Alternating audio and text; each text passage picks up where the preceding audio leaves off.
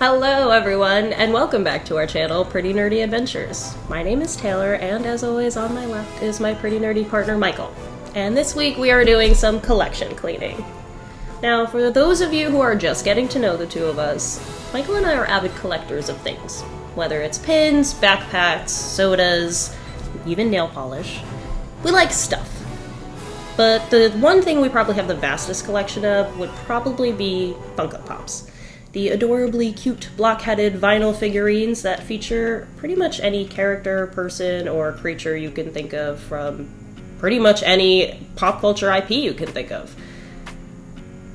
Typically, I'd say we can't seem to get enough of this super addictive collectible, but every now and then I do have a tendency to get quite apprehensive about just how many we've actually acquired. So it was time for some decluttering and spring cleaning. We're not resellers of Funko Pops. We're just fans that can't seem to get enough of them. So when our collection becomes a bit overwhelming, we decide to take the ones that we're not so attached to and bring them to a shop to trade in for better Funko Pops. One of our favorite places to trade Pops into is Binx for Arms down in Anaheim, California. Binx for Arms is a super cool collectible shop run by our friend Nick. They specialize in the sale of Funko Pops and other collectibles, as well as these bracelets made out of donated army uniforms. The bracelets also feature pop culture icons, and 50% of all the proceeds they make go to military charities that they support. So we took all of our Pops from our collection, laid them out on the floor, priced them out, and went through each one meticulously trying to figure out if we wanted to keep them or not. It took a lot of time. Anaheim is not the closest drive for us, so over time we just kind of weed out Pops that we're losing interest in, and once we have a large collection of them, then we decide to drive down to Anaheim and trade them in. However, this time we were well equipped to head down in one shot. So with our decisions finalized, we packed up Michael's car and headed down to go visit our friend Nick. Now, when you go down to Binx for Arms to trade in your Pops, they do have to individually check every single Pop and price them out for you, which could take some time when you have as many as we do. We hit up Nick a couple days prior to when we were hoping to go down to make sure he'd be open, and arranged to come on a quiet day because we knew it would take him quite some time to get through all of our stuff. With over 100 Funko Pops for them to price check, we had plenty of time to scope out some of the Pops and check out some of the Halloween decor. And search for their new store mascots, Kristoff and Katara. We found them hiding in the back room where Nick likes to keep all the good stuff. Kristoff was very comfortable sitting on one of the computer chairs. All the times we've been to this shop, no one ever mentioned that there was a cat here. He said there were rescues that just walked in. Oh! They just walked in and never left. You never left. I wonder when you got here. Oh, welcome, friend. Oh, where's the other one? We have to find the other one. And Katara had buried herself underneath one of the pop shelves. Now, after being distracted by the kitties, something sparkly caught my eye. Recently, Nick and his staff have gotten into customizing Funko Pops, and by that we mean adding diamonds. Not actual diamonds. Basically, by diamond, we mean they take ordinary Pops and make them sparkly and shiny. This is not something new that they came up with. Funko does in fact make diamond versions of Pops themselves, but it's just really cool to see them do it to different characters that Funko hasn't, and in interesting ways that Funko won't. I happened to walk past an entire shelf of these diamond custom Funko Pops that they were working on, and kind of fell in love with a bunch of them.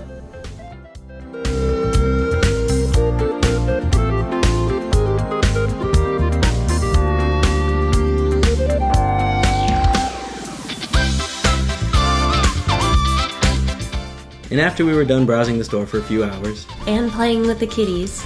Nick was finally done pricing out our mountain of Funko Pops, and we were ready to check out. I ended up grabbing the Golden Tiki Freddy, as well as the trio of cereal monsters.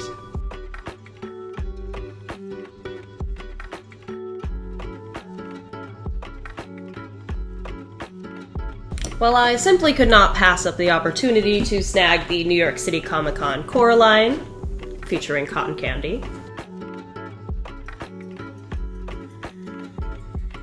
And ultimately, although they're not worth anything, could not resist the diamond pops.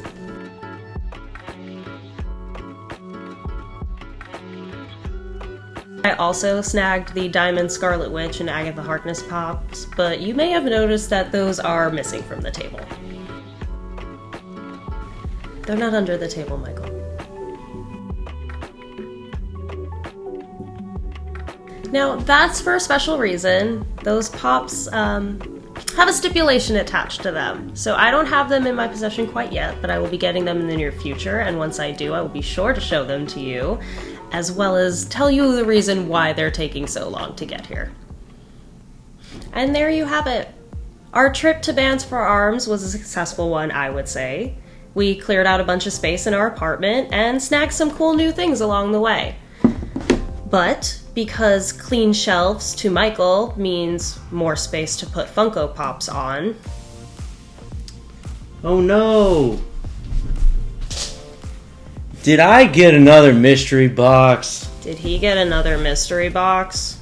I did. I don't know why he does this to himself. He buys mystery boxes quite frequently and is disappointed quite frequently. So get ready for disappointment. In case you're wondering how we get so many Funko Pops to trade in, this is Exhibit A. It's not just one mystery box. It's two. Surprise? Let's see what we got. So much more. First one. Trying to do this without looking. Now try to do it without making sound. We got Boba Fett. With a 2021 Fall Convention limited edition sticker, valued at $25 on Pop Price Guide. Next up, we got from Attack on Titan, Queen Astoria. Featuring 2022 Summer Convention limited edition shared sticker, and valued at $23. Last one, we got Michael Myers. Just in time for spooky season. Valued at $18. That's why we get two of them. How many of these boxes have you actually purchased, would you say? Enough. I'd say so. First up, we got... Ooh! Luke Skywalker, the Retro Comic Series 1. I actually thought that this series was so cute looking.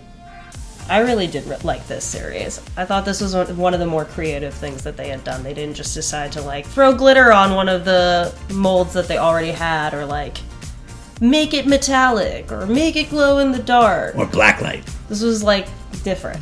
I appreciated these. But I don't really think anyone else did, because this is only valued at $15. Next up, we got Yuji Itadori. It's a good thing he said that. Yep, from Jujutsu Kaisen. Featuring the 2022 Summer Convention shared sticker. This one is valued at $27. And last but not least, make it a good one, we got Kurogiri. Also glad he said that one. And with a glow-in-the-dark sticker and one of their fancier special edition Funko Pop stickers. I like this one. It's like the little silver or blue world looking one. This one is valued at $25. Now with that said, next time we go to Bands for Arms, most of these will probably be joining us. Like she said, I have a problem. Yeah, it does. So if you liked this video and want to see more of Michael's addiction in the future, don't forget to subscribe to our channel and click that little bell to turn on notifications. Let us know in the comments which Funko Pop you saw that you liked the most at Bands for Arms, and remember, part of the journey is the end. But we'll be back next week for another pretty nerdy adventure.